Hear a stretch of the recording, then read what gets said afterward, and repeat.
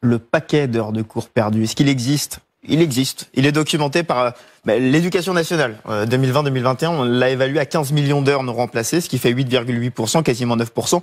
Donc quasiment 1 heure sur 10, entre guillemets, qui saute. Ce qui est un chiffre assez solide dans la mesure où la Cour des comptes disait un an plus tôt 10% également des heures de cours perdues. La difficulté dans la difficulté des heures de cours perdues, c'est les absences de courte durée. Celles qui sont inférieures à 15 jours. Seuls 20% sont remplacés, pour le coup, dans le secondaire, pour l'enseignement public. Alors, est-ce que le privé fait mieux par rapport à ces problématiques de disponibilité des professeurs? Pour le coup, on manque de chiffres, mais la Cour des comptes a, en 2021, établi 2 avantages, on va dire, comparatifs du privé par rapport au public sur cette question-là. Les enseignants, chiffre à la clé, sont moins souvent absents pour raison de santé, moins longtemps dans le privé. Et peut-être même encore plus important, les modalités de remplacement sont plus souples dans le privé, où il est plus facile d'avoir recours aux heures supplémentaires des collègues, par exemple. Donc on a, semble-t-il, sur ce point-là, un léger avantage comparatif pour le privé. Et du coup, Benjamin, est-ce que les résultats scolaires sont meilleurs dans les établissements privés? Est-ce que c'est un mythe ou une réalité? Alors, c'est une réalité. Là, on n'est pas sur un léger avantage comparatif. Je vais vous prendre les critères des classiques, des résultats aux examens. Prenez le bac, c'est l'étudiant qui avait fait ce comparatif. Privé, taux de réussite 98,2, public 93,9. Donc, on est déjà à plus de 5 points d'écart. C'est encore plus spectaculaire sur le brevet des derniers chiffres de la Fondation IFRAP. Ils ont pris les notes des collèges, des meilleurs collèges. Ils ont regardé les collèges qui avaient les meilleures notes. Sur les 100 premiers collèges, 91 sont des collèges privés et seulement 9 sont des collèges publics. Alors vous allez me dire, oui, le critère du résultat à l'examen n'est pas le critère ultime. Prenons les classements, vous savez, des médias qui font les classements des meilleurs lycées, qui prennent en compte différents critères.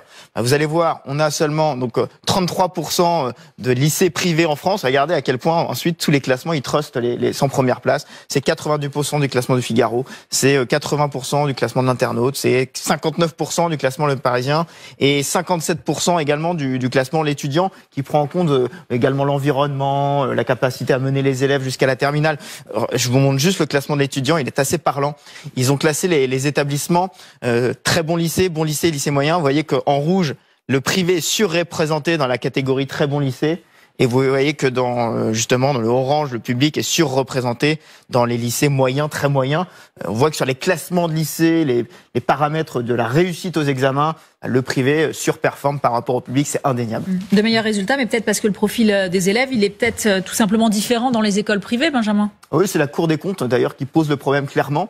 Absence de mixité et sélection à l'entrée. Et voilà le résultat en termes d'origine sociale des élèves. Par des élèves issus des milieux favorisés, donc dans le privé 55%, avec très favorisé 40%. Et le public, vous voyez, les milieux favorisés sont là qu'à hauteur de 30%.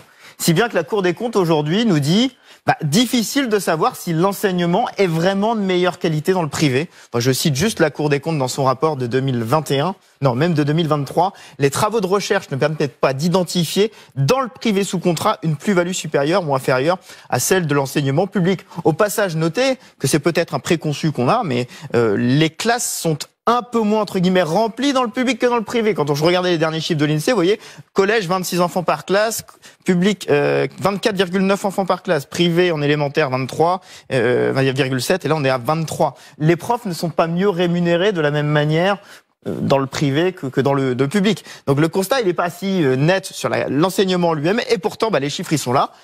Aujourd'hui, 17,6% des élèves vont à l'école dans le privé, c'était 16% en 2011. Je vous prends juste les chiffres de la 6e à Paris, je les ai trouvés très spectaculaires, c'est l'Institut des politiques publiques qui nous les donne. 35% des 6e en 2020 étaient dans le privé à Paris, 2022 on est passé à 37%, projection 2030, 50%.